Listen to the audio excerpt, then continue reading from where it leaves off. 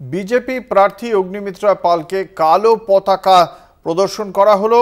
মেদিনীপুরের দাঁতনের ঘটনা। কালো পতাকা দেখানো হয়েছে তৃণমূল কংগ্রেসের পক্ষ থেকে। অগ্নিমিত্রার প্রচার গাড়ির সামনেই এই বিক্ষোভ প্রদর্শন করা হয়, যাকে কেন্দ্র করে বিতণ্ডায় জড়িয়ে পড়ে তৃণমূল কংগ্রেস এবং বিজেপির কর্মী সমর্থকরা। আপনারা দেখতে পাচ্ছেন সেই ছবি।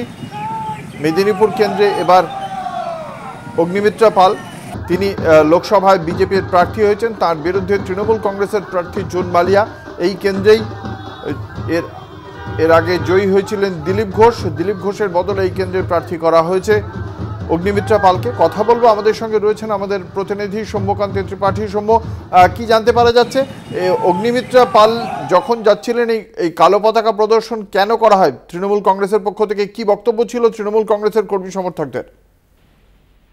জানিয়ে রেখি, সেটা হচ্ছে যে অগ্নিমিত্রা পাল দাঁতন বিধানসভা এলাকাতে আজকে প্রচারে এসেছিলেন এবং প্রথমে তিনি সাবড়াপিং এলাকাতে একটি মন্দিরে পুজো দেন। পুজো দেওয়ার পরে নিমপুর হয়ে তিনি কুশমি বলে একটি জায়গা ছিল, সেই জায়গায় প্রচার করতে যান এবং তিনি যখন প্রচার করতে যাচ্ছিলেন ঠিক সেই সময় কুশমির কাছে বেশ কয়েকজন মহিলা এবং তৃণমূল কংগ্রেস কর্মীরা তারা সবাই মিলে বিক্ষোভ দেখায়।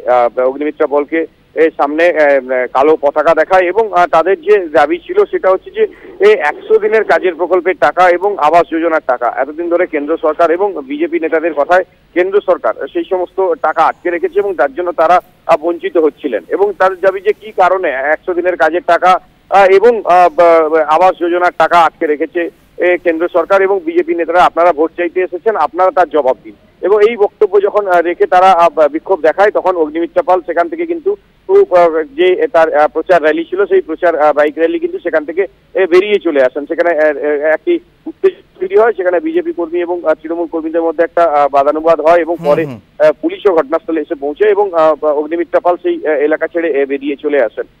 যেটা জানা গেছে যে ওই এলাকার যে সমস্ত মহিলা তৃণমূল কংগ্রেস কর্মীরা এবং গ্রামের মহিলারা তারা প্রতিবাদ জানায় এবং তাদের অভিযোগ যে 100 দিনের কাজের টাকা থেকে শুরু করে কেন্দ্রীয় প্রকল্পের টাকা এই বিজেপি নেতাদের কথাতেই কেন্দ্র সরকার আটকে রেখেছে এবং সেই কারণেই এই তারা সমস্যার মধ্যে পড়েছেন এবং সেই তারই জবাব চাইতে তারা আটকে রেখেছিলেন।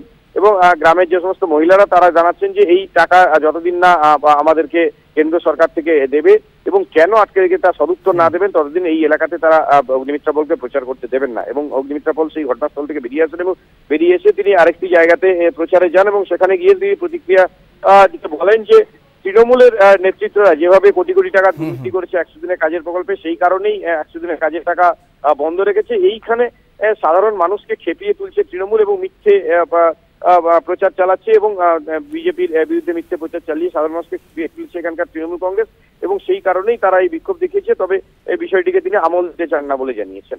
ধন্যবাদ। আমাদের সঙ্গে ছিলেন আমাদের প্রতিনিধি সৌম্যকান্ত ত্রিপাঠী।